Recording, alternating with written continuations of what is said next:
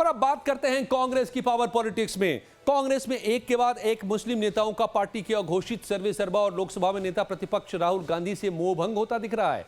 लिहाजा वो या तो कांग्रेस छोड़ रहे हैं या फिर बयान दे रहे हैं। उन्हीं में से एक है नसीमुद्दीन सिद्दीकी, जिनकी गिनती पश्चिमी यूपी के बड़े कांग्रेस नेताओं में होती रही है, जिन्होंने शनिवार को पार्टी से इस्तीफा दे दिया और फिर कांग्रेस में रहकर अपनी आवाज को बुलंद कर रहे हैं, जैसा कि रविवार को वरिष्ठ कांग्रेस नेता राशिद अल्वी भी ने किया, ताकि पार्टी उनके खिलाफ अनुशासनात्मक कार्रवाई करे। आखिरकार ऐसा क्यों हो रहा है? क्यों कांग्रेस में वरिष्ठ मुस्लिम नेताओं को दरकिनार किया जा रहा है? जैसा कि कांग्रेस छोड़ चुके पूर्व दिग्गज कांग्रेसी शकील अहमद खान ने राहुल गांधी पर आरोप लगाया है। परत दर परत हम आपको कांग्रेस में मुस्लिम नेताओं के हाले दिल से वाकिफ कराएंगे।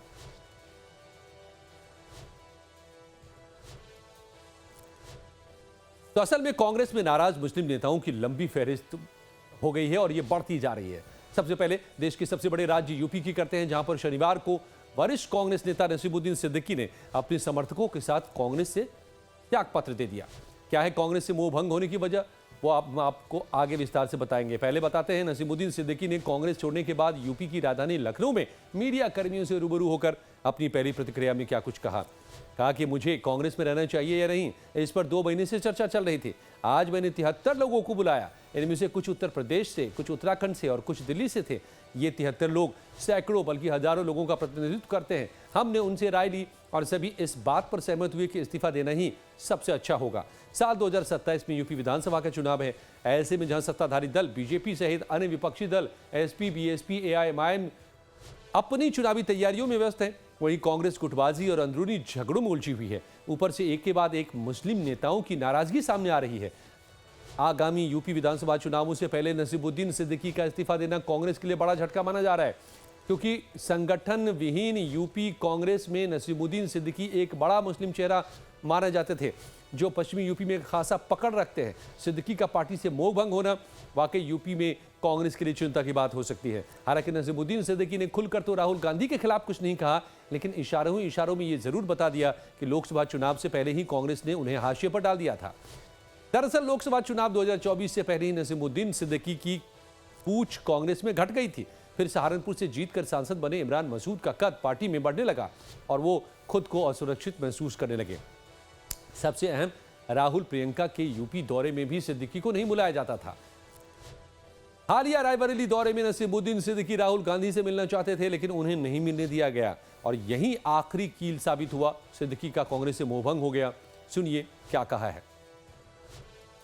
कांग्रेस पार्टी एक राष्ट्रीय पार्टी है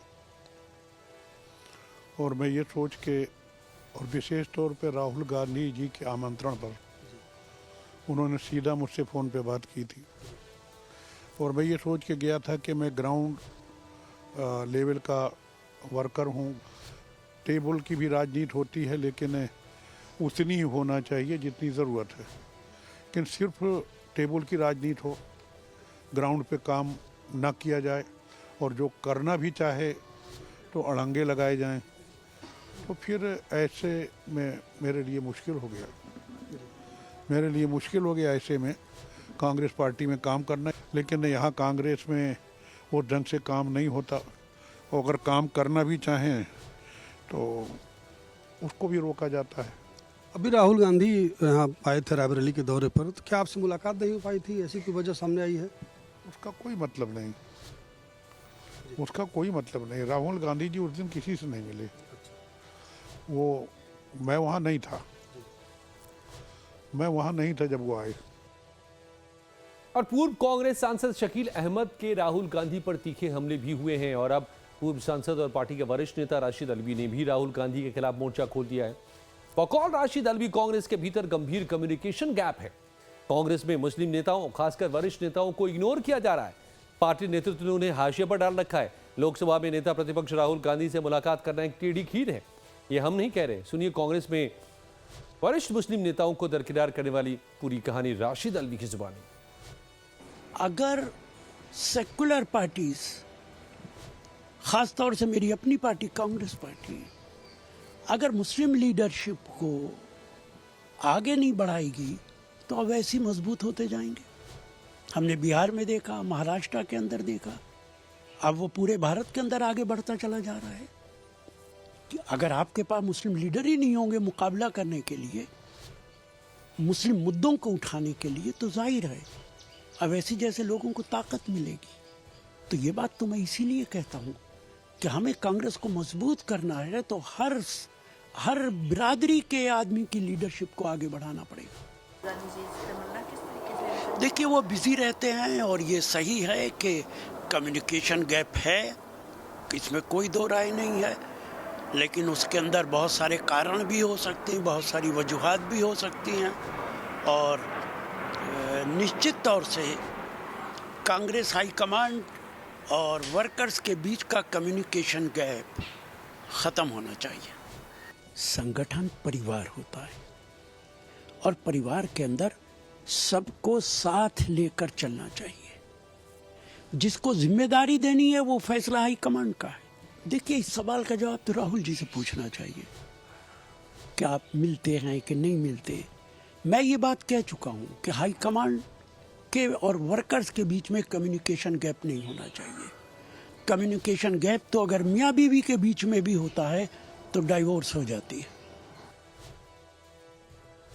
और इतना ही नहीं, दिग्गज कांग्रेसी शकील अहमद ने तो राहुल गांधी पर डरपोक होने तक की बात कह दी है। क्या कुछ कहा है, सुनते हैं।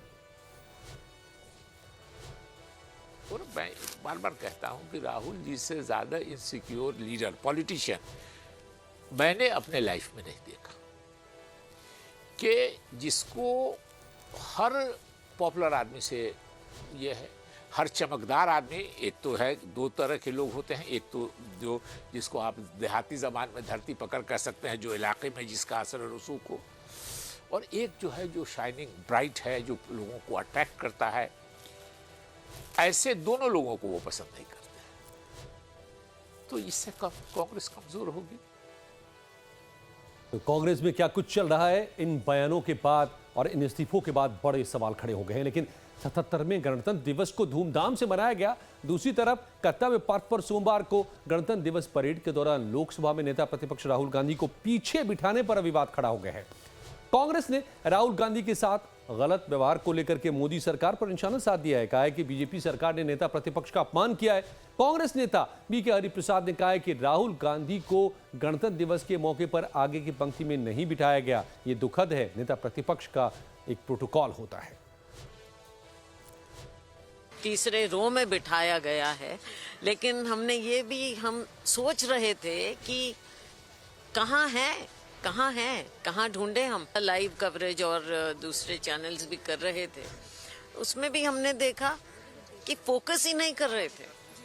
फोकस हमें ढूंढने को जब आगे के रो पर इनके मंत्रियों पर फोकस किया गया, तब हमें मालूम पड़ा कि हमारे दोनों एलओपी लोकसभा और राज्यसभा की तीसरी रो में पीछे कहीं बैठे, तब उनका थोड़ा सा हमें झलक नजर आई। सरकार ने साफ दिखा दिया है कि इनका गणतंत्र में, लोकतंत्र में कोई विश्वास रहा नहीं।